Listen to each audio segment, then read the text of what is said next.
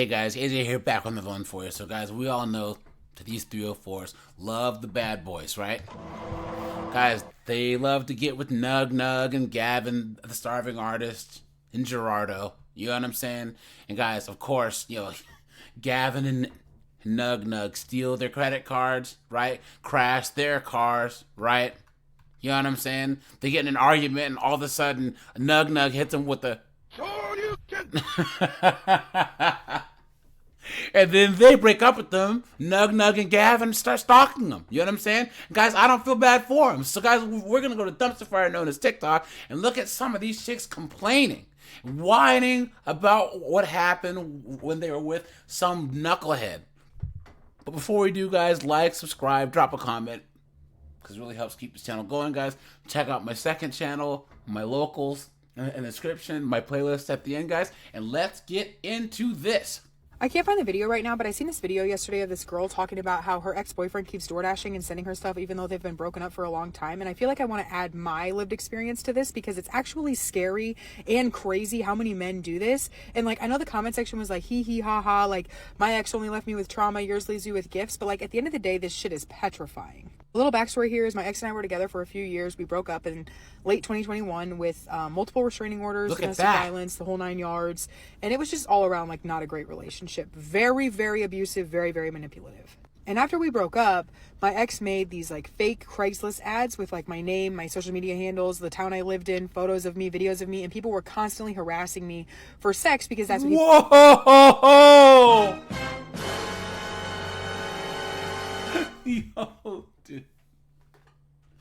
Yo, dude, man, Gavin is making fake profiles with their pictures on it. Whoa! promised on this site. And I ended up changing my phone number and a lot of my social media handles over this. A few months after that, he sent an edible arrangement to my house, which might sound like innocent enough, but it was something that I had talked about and joked about for the entirety of our 2-year relationship because I used to work next to an edible arrangement building, and he never got me one while we were together. But then he waited until we had been separated for months to remind me that not only he knew where I lived, but also that like he was capable of being decent our entire relationship. He just chose not to be. And just to remind me like, hey, this is something you always wanted, and I was going to do this for you, and now I'm going to do it for you to remind you of how much power I still have over you in your life. And unfortunately, it kind of worked. I reached out to him and I was like, maybe we could make something work. I don't know. Maybe I do kind of miss you. And that was a huge mistake. By the time I realized it was a huge mistake and I was like, absolutely not. I'm not going to entertain this anymore. Things only got worse. He ended up sending a pearl and diamond necklace to my house maybe a few months later. I'm not sure on the timeline because it's literally been years since this all started. But this is another one of those things where like I had always said that I didn't want a diamond, ring for an engagement, or like I wasn't that big into diamonds, but I really loved pearls. I thought that they were just very nice, stones. They weren't like flashy or anything. It was just something that I really liked. And so he had never got me jewelry during the entirety of our relationship except for an engagement ring that he proposed to me with and then took back. But he did send me this pearl and diamond necklace probably a year after we had been separated. Moving forward from that, like he had also always been sending me like emails and like text messages with like songs and videos, but like I had him blocked on all social medias. And anytime he would send me an email, I would block that email or I would block the next one or like a phone number. I would always like try to just get away from the entire situation. But that really didn't stop there, and eventually he reached out to me and I was feeling nice last year and I was just like, hey, hope you're doing well. I'm actually in a relationship, the first relationship I've been in since ours ended. And I was like, I want to respect him and, I just don't think that we should talk and I wish you nothing but the best. But that wasn't the end there. He then went back and created another fake sexual profile where he would like use images or my likeness to try to follow. He did it again, guys. Look at that. And why did she even message him back? These 304s live for drama. People that I followed on Instagram or that followed me, and it became this big whole thing, and like a lot of it was a fucking mess. And it's even crazier because it was a year and a half after we had split up. And honestly, I kind of thought things were over then, but then of course, he ended up messaging me on New Year's and sending me some songs that he felt like reminded me of him. And now this is going on 2 years that we've been separated. And sending songs that reminded him of her. I told you guys, Gavin, the starving artist. Yeah, man, I like, love like indie music, man. Yeah. I like, art, bro.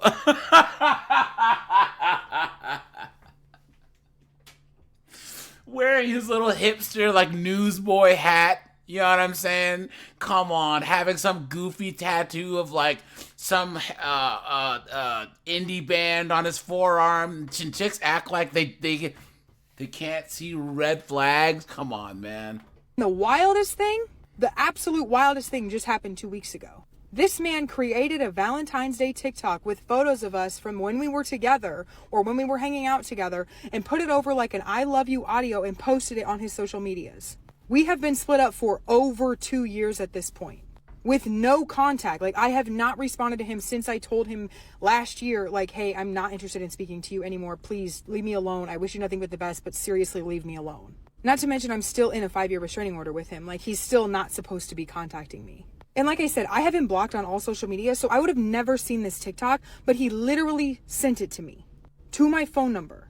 And then I had to sit here and explain to my current boyfriend that I know this is going to sound fucking deranged, but my ex made these video edits of us and posted them on Valentine's Day on his page like we're still together. And it's been years. So I know that the comment section of the other girl's video is more like live, laugh, love, like, oh my God, I'm glad you're getting free stuff. But I feel like people were really forgetting to understand that, like, this is fucking dangerous. I've been away from this very abusive relationship for years and I'm still being harassed at least once a month. And it doesn't matter if you block these people. It doesn't matter what you do. They always find a way. And I just, like, I don't know. I just wanted to put that out there that, like, I know it sounds kind of funny and kind of cute that, like, oh my God, he's so obsessed with me. We have to get out of this, like, super toxic culture because it's not funny. And it's not cute. And, like, it's actually a little bit scary when you think about it. I can't find the... Well, there you go, guys. You know, that's what happens when you date Gavin, right? When you date Nug Nug, you know? And guys, what fool, what moron, what beta would be her new boyfriend? Having to deal with that. At the moment she said that she had a crazy ex, you know what I'm saying? Guys, you gotta run, man. You gotta run. Run! Go!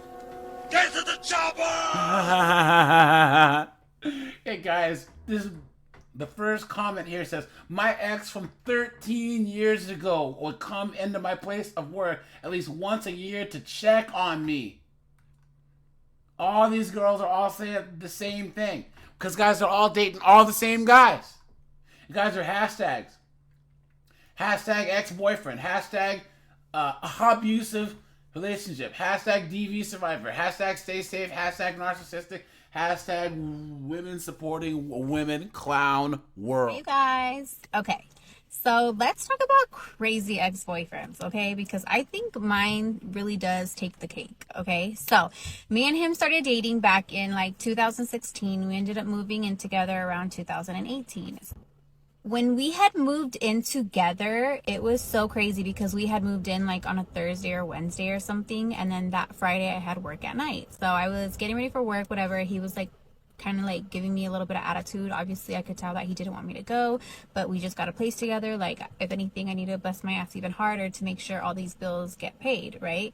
I was getting ready for work. I had my bag together, my outfits and everything in there. We started arguing back and forth. Oh, guys, she said her outfits.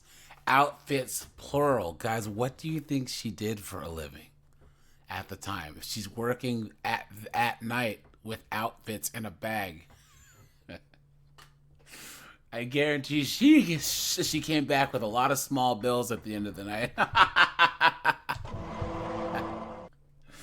Oh, man. And forth. He was getting so angry and so upset.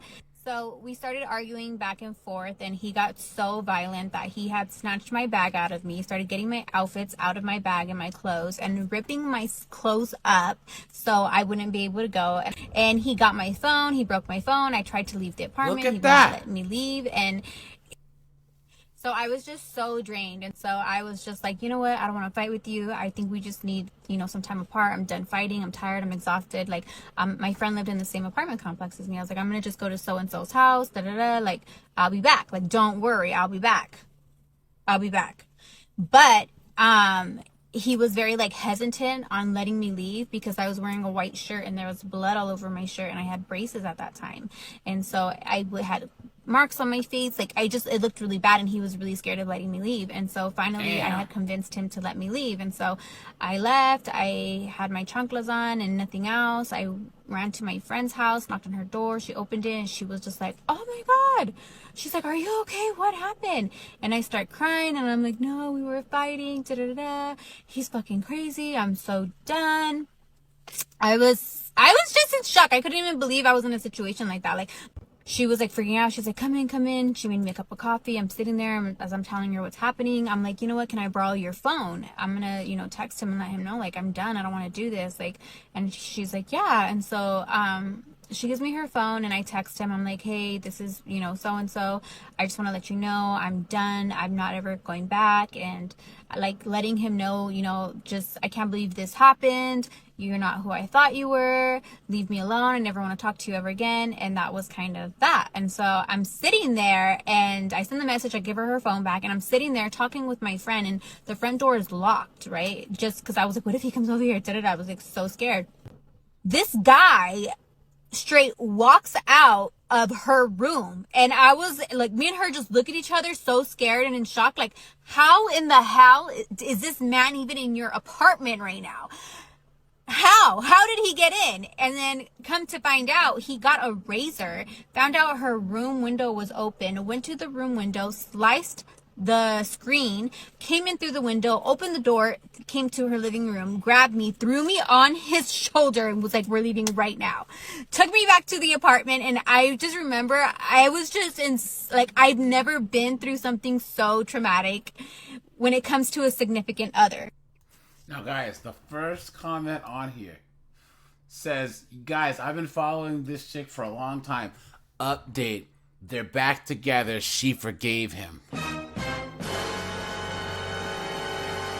Look at that. And this other person says, hold on. Oh, yeah. He liked her being a dancer until he was living with one. I told you guys.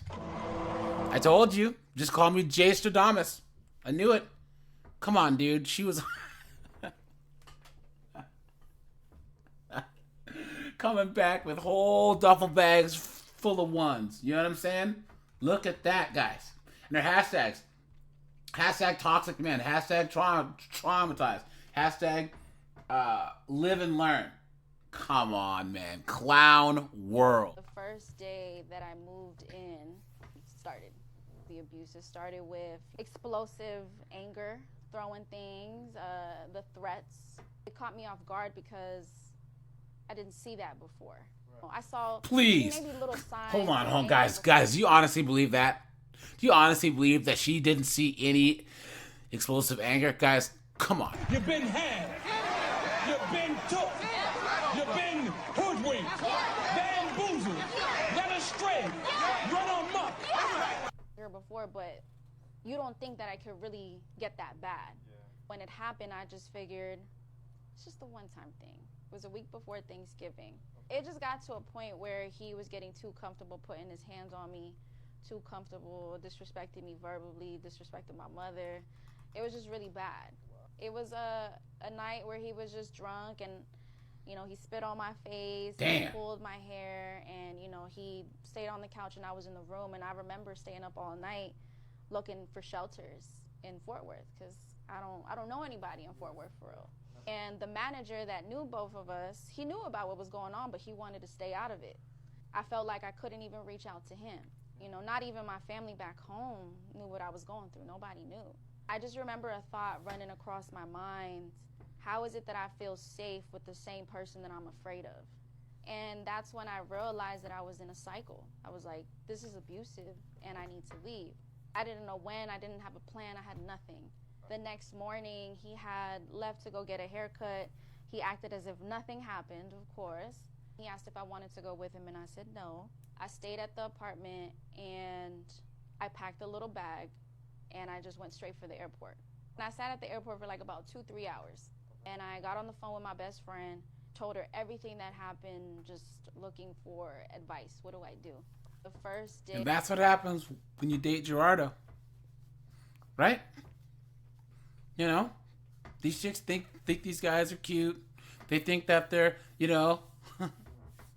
And guys, isn't it funny how, once again, chicks think that they're smarter than dudes? These 304s think that they're smarter than us. They think that this women's intuition is so great, but how can you not tell that Nug Nug is Nug Nug and Gavin is Gavin and Gerardo is Gerardo, right? How? Doesn't make any sense.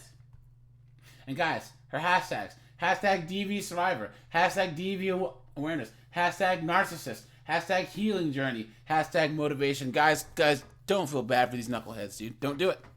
Don't do it, because there's plenty of suitable, eligible guys out there, but they choose Nug Nug, Gerardo, and Gavin, the starving artists. So, all right, you guys, this is AJ. Appreciate you guys. Like, subscribe, and I'm out of here, guys. Have a good one.